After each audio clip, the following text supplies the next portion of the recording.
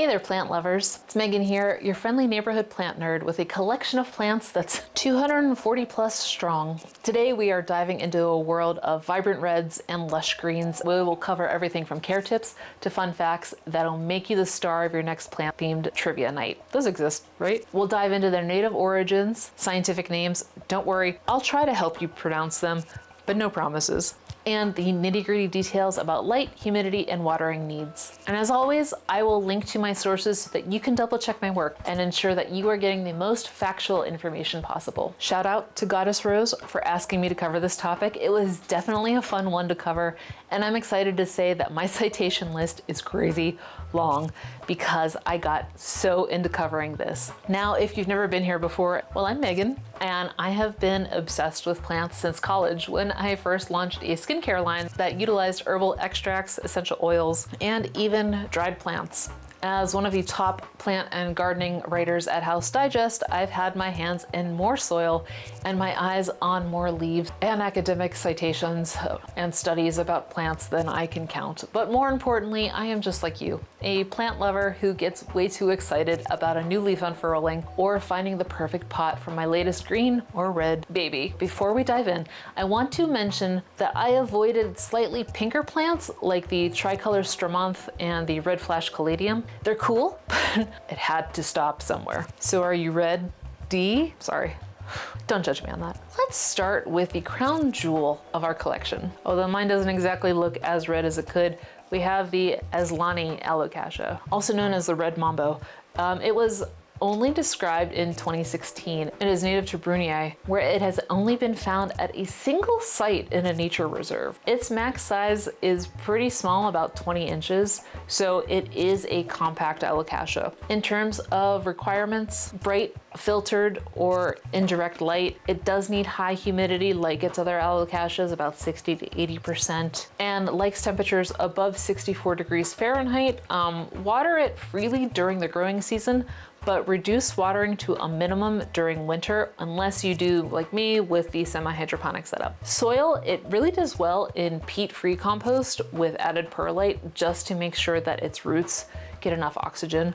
It really does not like compact soils very much. And for fertilizers, apply a general, well-balanced fertilizer every 2 to 3 weeks from spring to autumn. And fun fact, the Alocasia Azlanii is often called jewel alocasia due to its stunning iridescent leaves that shimmer in different shades of green and purple depending on the light.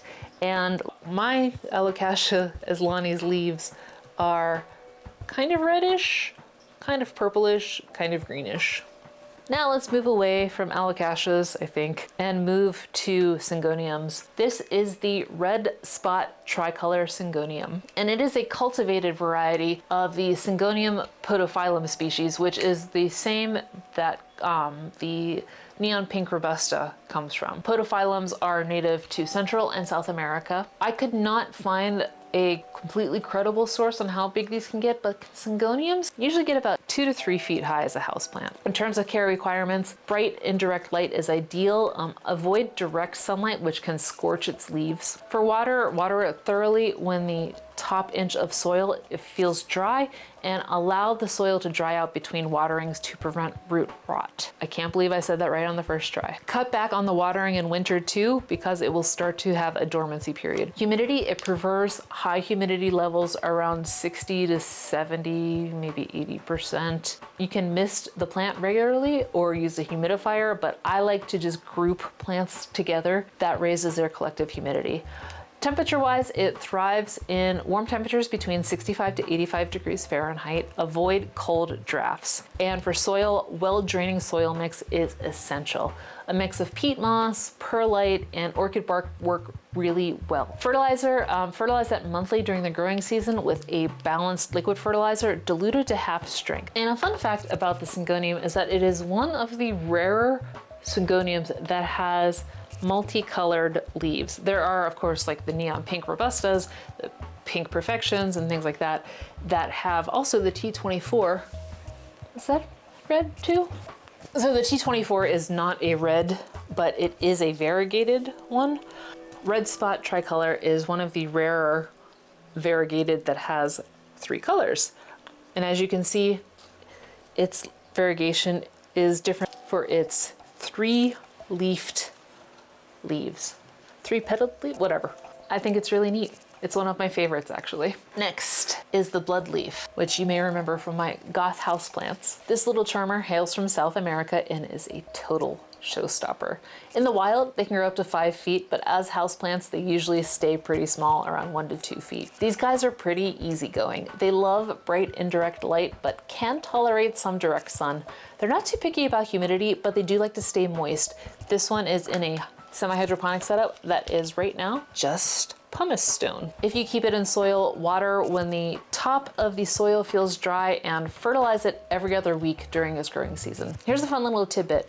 The bloodleaf is sometimes called the chicken gizzard plant. I don't know about you, but I think bloodleaf sounds way cooler. And also, it's just so freaking pretty. Next up, let's talk about one of the drama queens of the plant world, and that is the red stripe Maranta. This Brazilian beauty is known for its stunning leaves that fold up at night like praying hands, hence its other name, the prayer plant. In their natural habitat, these plants can spread to about 3 feet wide. As houseplants, they usually stay around 6 to 8 inches tall and 1 to 2 feet wide. They love medium to bright indirect light and medium-ish humidity, about 50 to 60%. Keep the soil consistently moist but not waterlogged, and fertilize it monthly during the growing season. And as you can see, mine is a rehab, so it's doing pretty well, but yeah, it's not 100%, but it will be. It's been healing pretty fast, actually. I've had this for about a month and a half.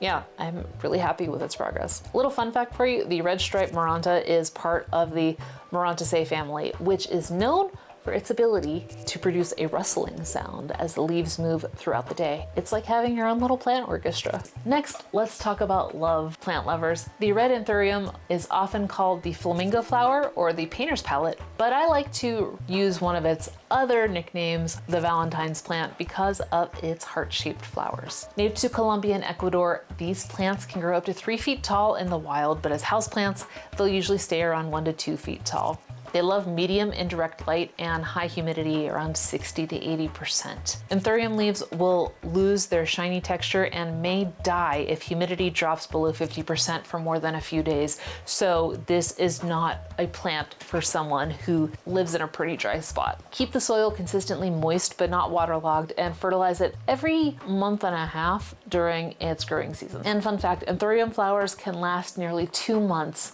making them one of the longest lasting cut flowers. And what we think of as the Anthurium's flower is actually a modified leaf called a spathe. The real flowers are tiny and grow on the spadix, which is the spike in the center of the heart. Now let's dive into the world of nerve plants with the black star Fittonia. Despite its name, the plant isn't black at all. It's a deep, rich red that is absolutely stunning. Native to the Peruvian rainforest, Fittonias in the wild form low-growing mats on the forest floor. As houseplants, though, they typically stay around 6 inches tall, so they're usually pretty compact. They'll do well in a wide spectrum of temperatures, but typically like between 64 to 75 degrees Fahrenheit. However, dipping below 59 degrees Fahrenheit can cause problems, so keep them away from drafty windows in the winter. They love high humidity between 70 to 90% and bright indirect light. Keep the soil consistently moist and fertilize it monthly during the growing season. Fun fact, the Fittonia was discovered in 1867 by 2 sisters, Sarah and Elizabeth Fitton, authors of the book Conversations on Botany. Fittonias are sometimes called mosaic plants because of their intricate veining patterns. It's like nature's own artwork. Next up is the blushing bromeliad. This beauty is native to Brazil and is known for its stunning rosette of leaves that turn bright red in the center when it's about to bloom. In the wild, these plants can grow up to 2 feet wide, but as houseplants, they typically stay around 1 to 1.5 feet wide. They prefer moderate light like the morning sun, but not scorching afternoon sun, and high humidity, 60 to 80%. Water by filling the central cup of the plant and fertilize it monthly during the growing seasons. Fun fact for you, bromeliads only bloom once in their lifetime, but the bloom can last for months. The inflorescences are violet or lavender and appear in the socket center of the leaf rosette. After blooming, the plant will produce offsets, also called pups, just like spider plants, before it dies. Next, let's heat things up with the bush on fire croton. This fiery plant is native to Indonesia and Malaysia and is known for its vibrant, multicolored leaves. In their natural habitat, I don't know how you say it, crotons or crotons. I think it's like salmon and salmon. So if I go back and forth on it, I apologize. Crotons can grow up to 8 feet tall in the wild, but as houseplants, they typically stay between 2 to 3 feet. They love bright indirect light and even some direct morning sun. Temperatures around 60 to 75 degrees Fahrenheit and high humidity around 60 to 70%. Allow the top 2 to 3 inches of soil to dry out between waterings and fertilize every 2 to 3 weeks during growing season. Cool little tidbit, crotons are sometimes called Joseph's coat plants because of their many colors, referencing the biblical story of Joseph and his colorful coat, or musicals of Joseph and a Technicolor Dreamcoat if you prefer. Next, let's pucker up, plant lovers, because it's time to talk about the red Kiss Begonia and its crimson cousins. Begonias are actually a diverse group of plants originating from tropical and subtropical regions of the world. There are four commonly used categories for begonia: wax, tuberous, rhizotomous, and hardy. It's a whole lot of interesting botany to cover, but way too big for this video. If you want me to get further into the nitty-gritty with begonias, leave a comment and let me know. I'm grouping red begonias together because, well, there's just so many and new hybrids are popping up constantly. While I have the red Kiss here, a few other stunners are dragon wing red, Olympia red, Fiona red, and the Amstel Veronica. As houseplants, I have like a Cold War standoff with begonias. They won't die, but they also won't grow for me. So as long as they don't die, I call it a wash. As begonias, most houseplants stay relatively compact, usually growing about 1 to 2 feet tall and wide. They prefer bright indirect light and moderate to high humidity, like 50 to 70%. Water when the top inch of soil is dry and fertilize every 2 to 4 weeks during the growing season. I have had luck keeping begonias as semi-hydroponic setups, except if I'm not paying attention and they get too much water. That is something to worry about. I haven't had problems with them getting too little water. It's been the other way around. And fun fact, there are over 1,800 species of begonia, making them one of the largest genera of flowering plants. That is a lot of plant cousins at the family reunion. Now let's talk about a little gem, and that is the emerald rippled red Peperomia. This compact beauty is native to Brazil and is known for its deep red rippled leaves. In nature and as houseplants, they typically stay pretty small, usually maxing out around 8 inches tall and wide. They prefer medium to bright indirect light, temperatures between 65 to 86 degrees Fahrenheit, and moderate humidity, only around 40 to 50%. Water when the top inch of soil is dry and fertilize it during the monthly growing season. And fun fact about the Peperomia, the genus name Peperomia is derived from 2 Greek words, peperi, meaning pepper, and homeos, which means resembles, referring to its resemblance to the true black pepper plant Piper nigrum. Peperomias are also sometimes called radiator plants because they love warm air and can often be found thriving on windowsills above radiators. If you're ready for some serious plant pizzazz, we're covering that now with the Hippo red polka dot plant. This playful plant is native to Madagascar and is known for its spotted leaves that look like they've been splattered with paint. In the wild, these plants can grow just under 3 feet tall, but as houseplants, they only tap out around 1 to 2 feet. They love bright indirect light and temperatures between 60 to 80 degrees Fahrenheit and high humidity 60 to 70%. Keep the soil consistently moist but not waterlogged and fertilize it every 2 to 4 weeks during growing season. Here's a fun tidbit. The polka dot plant is sometimes called the freckle face plant. I don't know about you, but I just think that's adorable. Now let's talk about a plant that sounds like it came straight out of a Hawaiian legend, the Lilinoe Cordyline. While many cordylines are native to the Pacific Islands, this particular cultivar was developed in Hawaii, and this variety is known for its fiery golden color that resembles a large feather, making it a striking ornamental plant. This is a cultivated hybrid, so they're not typically found in the wild. However, their natural habitat, cordylines can grow up to 10 feet tall. As houseplants, they usually stay around 3 to 4 feet.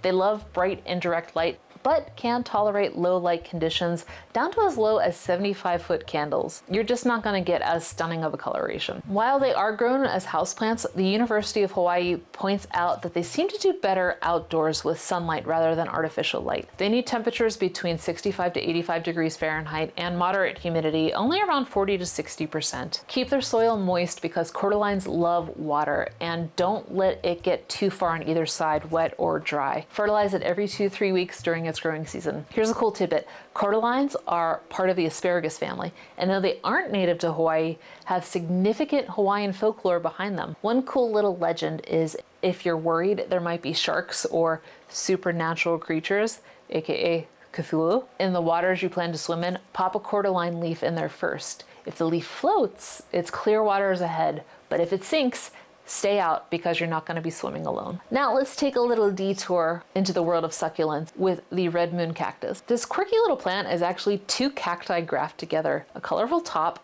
called a scion and a green base called the rootstock. Native to South America, these cacti do stay small, only growing around 4 to 6 inches tall. While you might automatically think this cactus needs the hot desert sun, moon cacti are a little pickier than that. The scion doesn't photosynthesize, so it can do well in partial or dappled shade, while the rootstock still needs bright indirect light to produce chlorophyll. So start with bright indirect, and if the scion starts to look worse for wear, my recommendation is to cut back a little on the light and test. Temperatures are also a little testy because the scion likes it hotter than the rootstock. Keep the temperature above 60 degrees Fahrenheit and the humidity low, like 30 to 40%, for the best results. Water sparingly, only when the soil is completely dry, and fertilize it monthly during the growing season around April through September. Here's a fun fact. The red moon cactus scion cannot produce chlorophyll on its own and is considered parasitic, which is why it needs to be grafted onto a green cactus to survive. It's like a little plant symbiosis. Now let's talk about a real gem, the ruby ficus, also known as the ruby rubber plant. This stunning variety of rubber plant is known for its deep green leaves with vibrant red to pink variegation. Native to Southeast Asia, rubber plants in the wild can grow into massive trees over 130 feet tall. As houseplants, they're a bit more manageable, growing to about 6 to 10 feet if not pruned. They prefer bright indirect light and temperatures between 60 to 75 degrees Fahrenheit. It's a pretty easygoing plant about humidity, preferring about 40 to 60%, so your average indoor home should be fine. Just keep an eye out during winter when house humidity levels can drop as low as 10%. Allow the top inch of soil to dry out before watering and give it a hit of fertilizer once a month during its growing season. If you're curious about why these are called rubber plants, it's due to its milky white sap, which was once used in rubber production. That sap, though, can cause irritations to some people with sensitive skin, so wear gloves if you plan to do any stem pruning. Next up is a plant I can't keep alive to save my life, which sucks because it is a fantastic choice for anyone looking to introduce a splash of color into their collection. That is the red velvet Superfine, Coleus. What's even more amazing for you and frustrating for me is that it is often considered an easygoing houseplant that doesn't need a lot of precise care. Maybe I just loved it too much. First, nerd break. This isn't a species grown in the wild. Superfine refers to a specific cultivar of Coleus, the Superfine Rainbow series, which are compact Coleuses, or Colei, and prone to late flowering. The scientific name is Coleus scutellaro. I can't do it. Here it is. So many of my facts are going to be about the Coleus in general.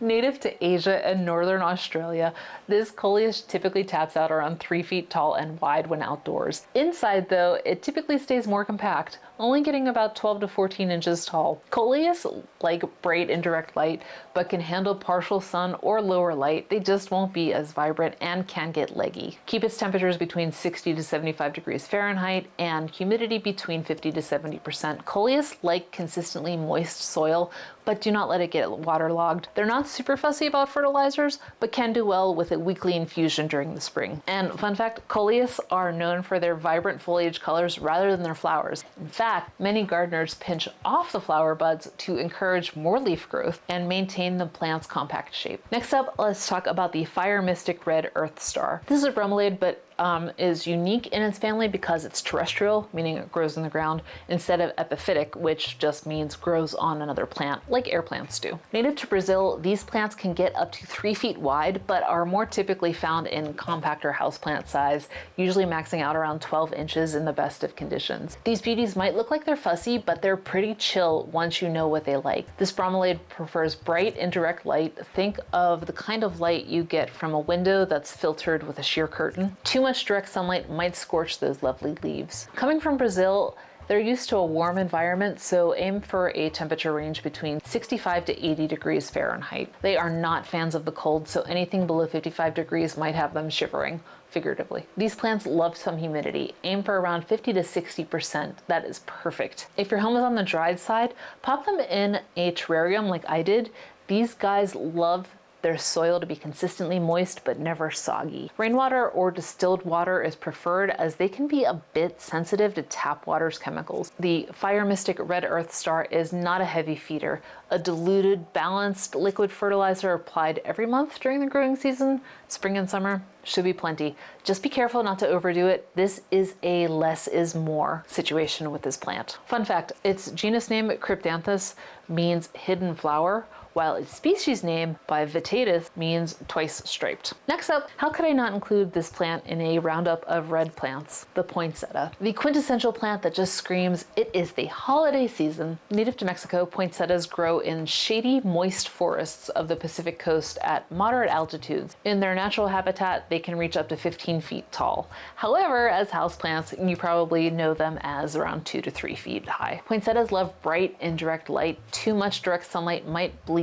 those beautiful leaves. They prefer temperatures between 65 to 75 degrees Fahrenheit and can become unhappy with sudden temperature changes or chills, so keep them away from drafts and cold windowsills. In terms of humidity, they thrive in moderate to high humidity levels, so around 50 to 70% is ideal, and allow the top inch of soil to dry before watering again. In terms of fertilizing, if you're buying this during winter, then chances are you don't need to worry about it right away, as poinsettia's growing season is the spring through fall. However, if you plan to keep it for the long haul, fertilize it every 2 to 4 weeks with a balanced, all-purpose fertilizer during the growing season. Reduce the feedings in winter when the plant is resting. Fun fact, the poinsettia's bright red parts are often mistaken for flowers, but they're actually special leaves. The actual flowers are the small yellow clusters found at the center. Also, while they are commonly considered poisonous, the University of North Carolina's Gardener Plant Toolbox says it's fairly low on severity scale and would require eating a lot of poinsettias before hitting the danger zone. However, that is not me telling you to eat these, so don't do that. If you have a latex allergy, you may find their sap to be an irritant, so be careful trimming it. And last, but certainly not least, is the Luna Red rubber plant. While this shares a common name with the Ficus elastica, it's a Peperomia from a completely different family. So don't mix them up, as their care requirements are a little different. Native to the lush regions of southeast Brazil, these Peperomia plants stay wee, only getting around 8 inches tall and wide. In the wild, Peperomia caparata can be epiphytic, but does just as well as a soil-bound houseplant. The Luna Red rubber plant thrives in bright, indirect light. Direct sunlight can scorch its leaves, so it's best to place it near a window with filtered light. For temperatures, it likes things cozy between 65 to 80 degrees Fahrenheit, and humidity around 50 to 60% is ideal. It's a fan of moderation, so allow the top inch of soil to dry out before watering again. Overwatering can lead to root rot, so it's important to strike the right balance.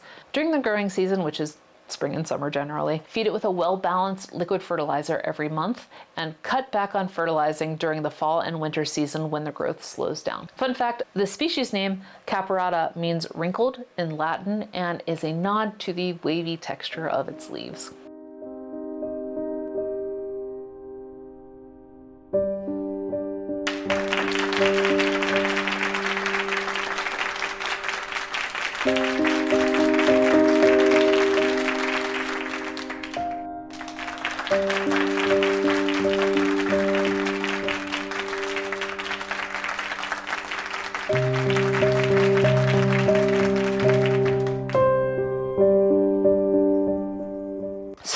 you go. Diving into the world of red indoor houseplants led me to discover some really cool surprises, so my thanks again to Goddess Rose for the idea. Now it's your turn. Tell me about a red houseplant I missed by leaving a comment below, and please subscribe to my channel for more terrestrial and aquatic plant content backed by science for plant nerds like us. Thanks for watching, and I will see you next week with a new video.